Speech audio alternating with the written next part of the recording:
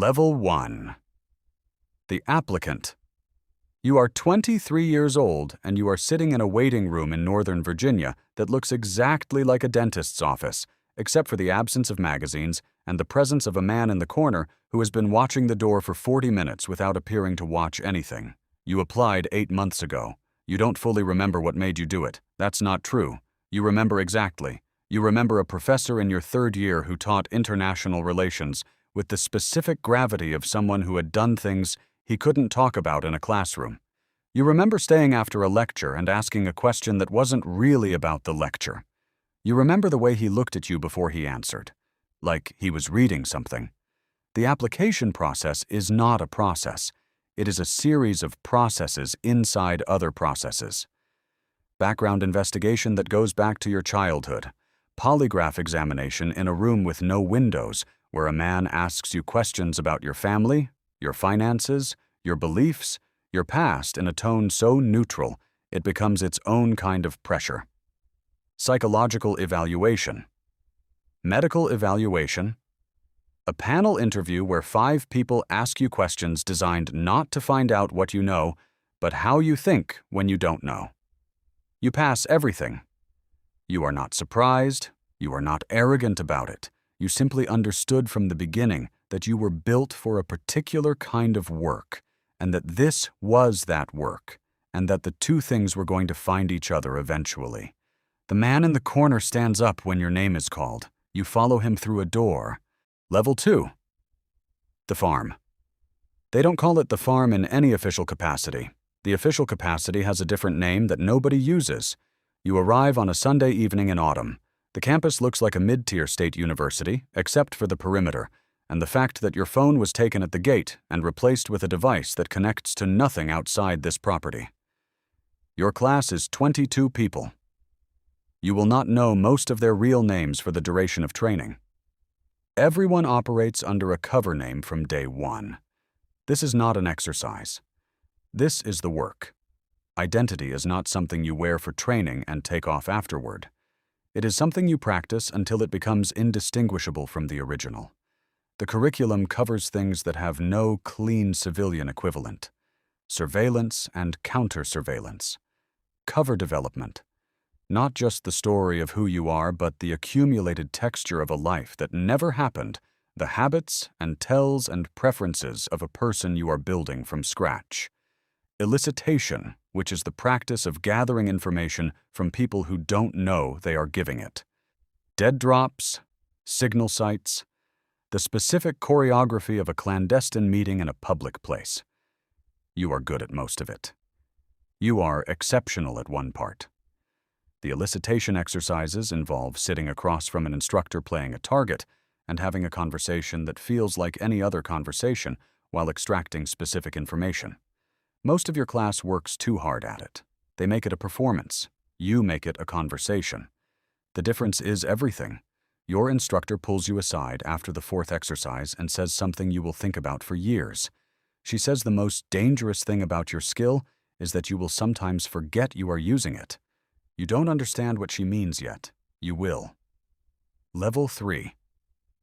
First posting. Your first posting is a city in Southeast Asia that you are not going to name because the work you did there is still technically active in ways you don't fully know. Your cover is a trade attaché position at the consulate. This is a light cover.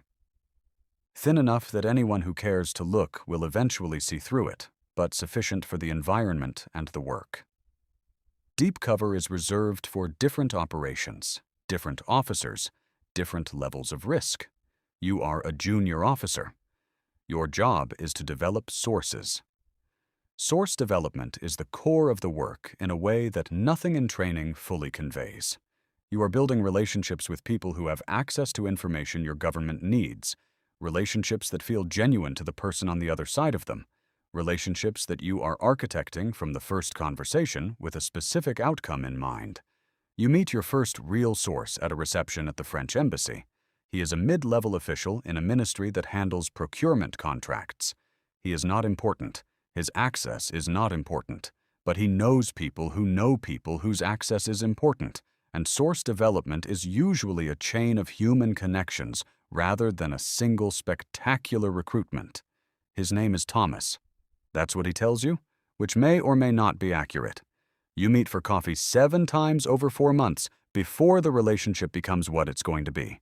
In those 7 coffees, you learn that he has a daughter studying in Canada whom he hasn't seen in 2 years, that he has a complicated relationship with his supervisor, that he believes his government is moving in a direction he finds troubling, and that he responds to being genuinely listened to with a warmth and openness that most people in his life probably don't offer him.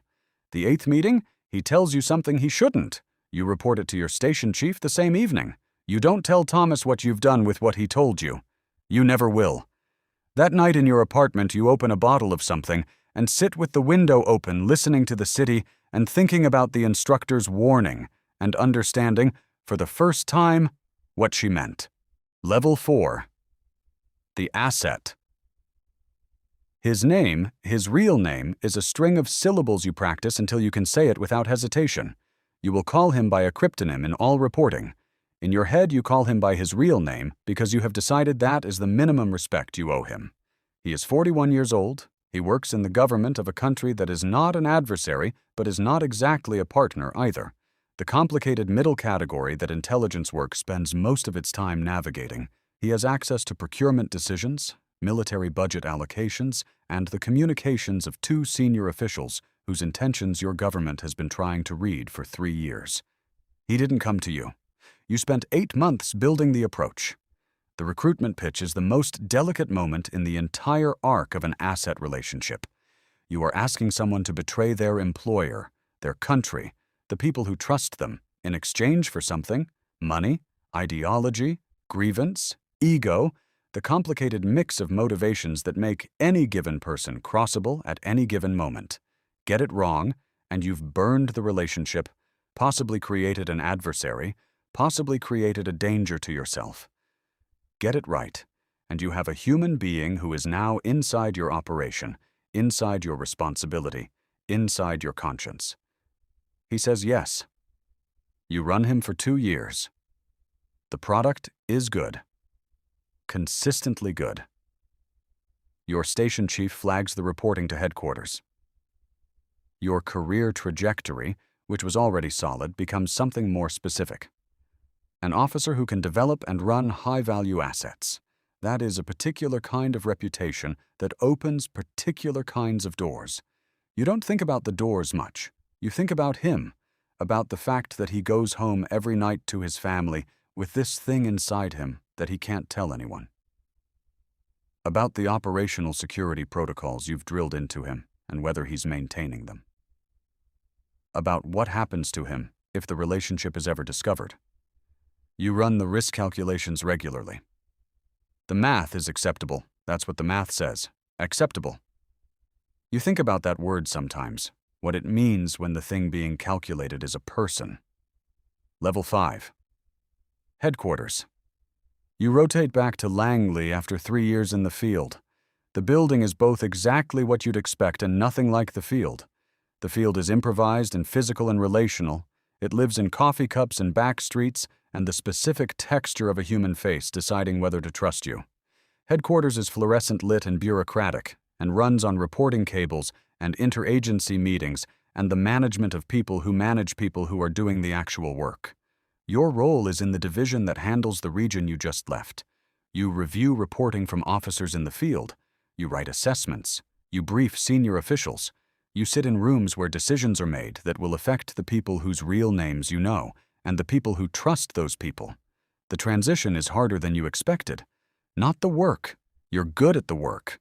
The transition from being the person in the relationship to being the person who processes the relationship as information. Thomas is still active under a different officer. You read his reporting. You know his voice in the phrasing of the cables, even though you didn't write them. He has a new daughter. You know this because it appeared in a background update filed by his current handler. He named her after his mother. You file this information in the part of yourself that you don't access during working hours. What headquarters gives you that the field doesn't is perspective on the architecture. In the field, you see the individual pieces, the source, the relationship, the product. At headquarters, you see how the pieces connect, Which operations feed which assessments? Which assessments reach which policymakers? Which policymakers act on which assessments in which ways that ripple out into events that eventually make it into the news as things that happened for reasons nobody publicly explains? You understand the machine. That is useful. Understanding the machine also means understanding where the machine goes wrong. That is something else.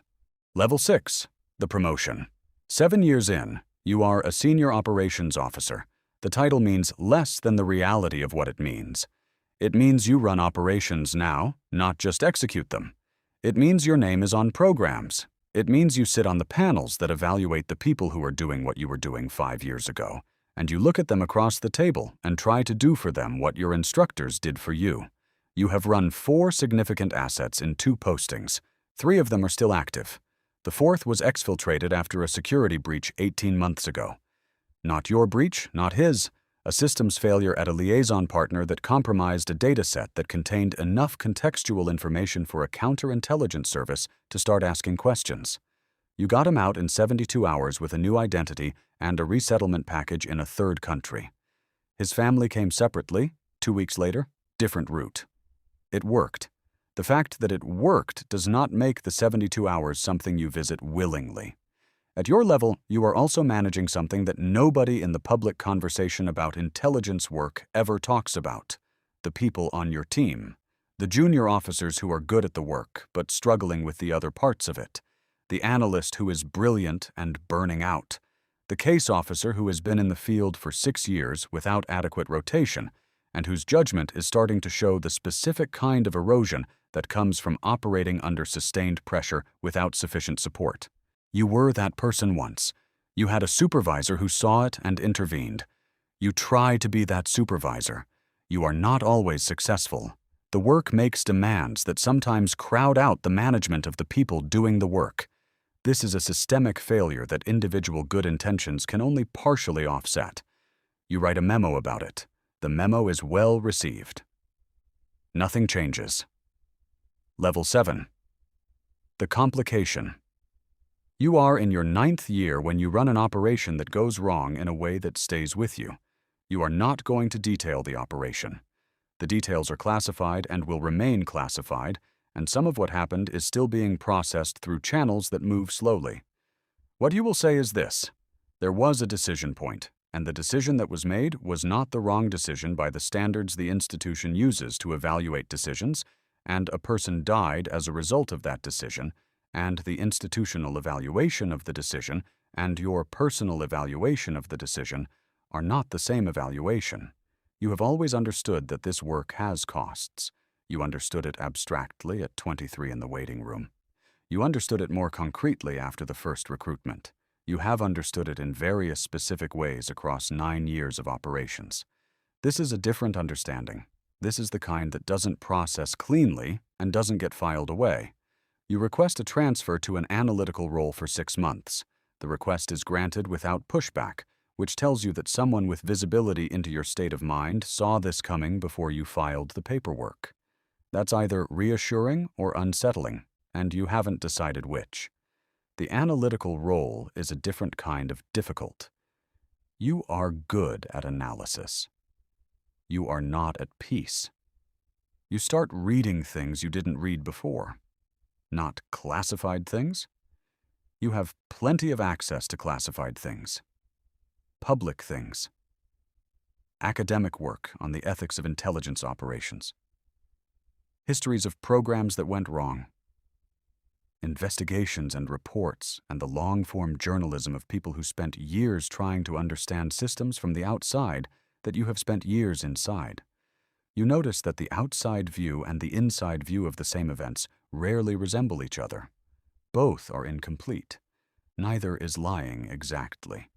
The gap between them is where the actual thing lives, and the actual thing is more complicated than either account and less comfortable than both.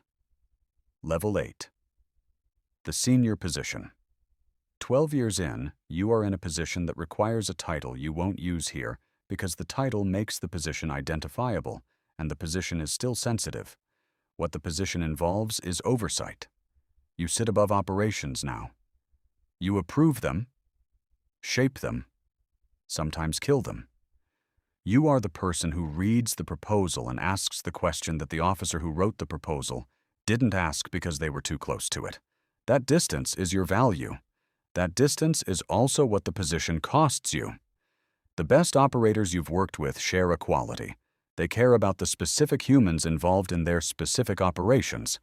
The caring is operationally useful.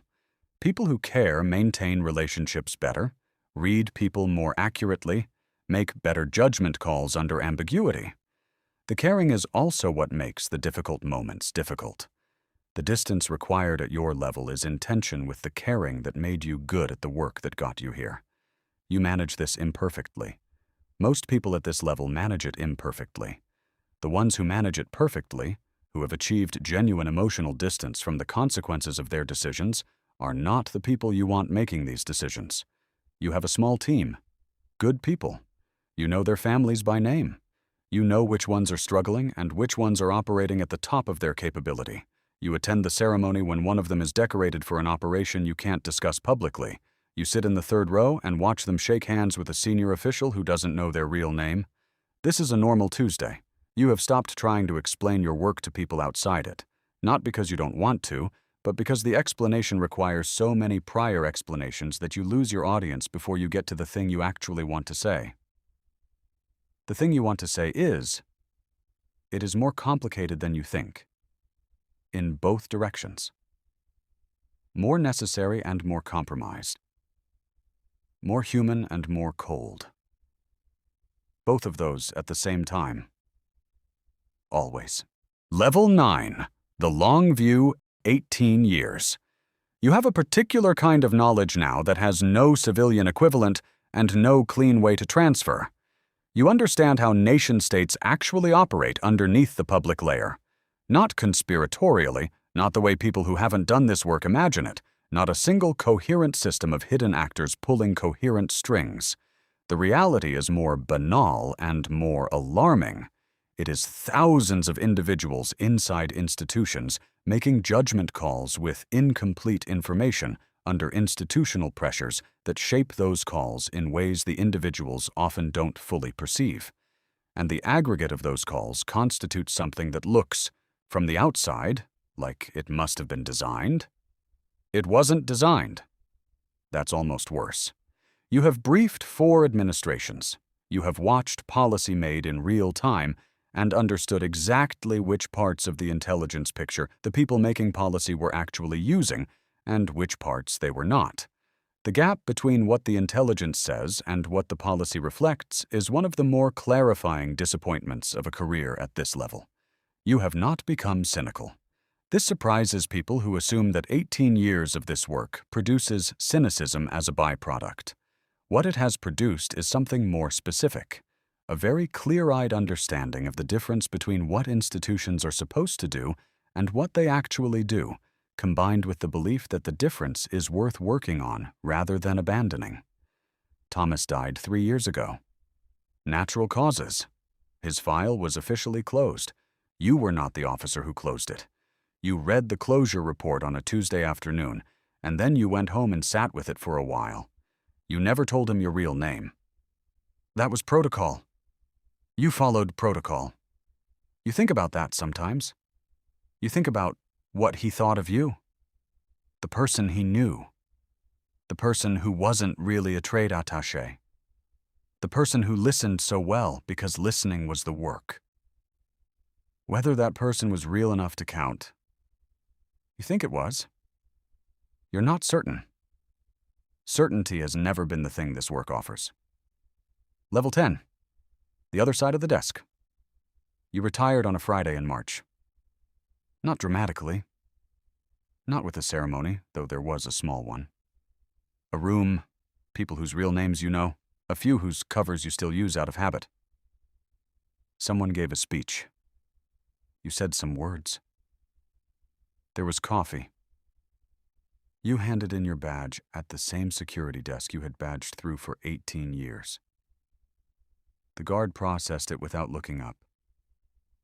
You walked out into a parking lot in Northern Virginia and got into your car and sat there for a while. The classified knowledge doesn't leave with you. You know that. You will carry it for the rest of your life, in the way you carry the language of a country you lived in for years. Present, accessible, occasionally surfacing at unexpected moments. You will not be able to talk about most of it. Ever. To anyone. That is a particular kind of solitude that people who haven't done this work don't have a frame for. Your daughter is 15. She knows you worked for the government. She knows it was the kind of work you couldn't talk about. She has accepted this with the equanimity of someone who has never known anything different, which is its own complicated thing to sit with. You are thinking about teaching. A university, graduate level, something in the area of international security or policy. The work of translating what you know into something that can be said in a classroom without violating the obligations you still carry. There's more translatable than people think. The architecture is public if you know where to look. The principles are principles.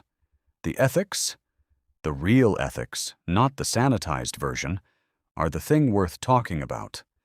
Somewhere tonight, a 23-year-old is sitting in a waiting room that looks like a dentist's office with no magazines. They are waiting to be walked through a door. They have spent years becoming the kind of person who gets walked through that door. They believe in the work. They are right to believe in it. They are also about to begin a process of learning what the believing costs and what it changes in you and what you do with the changed version of yourself that emerges on the other side of 18 years. Nobody can tell them that in advance. Nobody could have told you.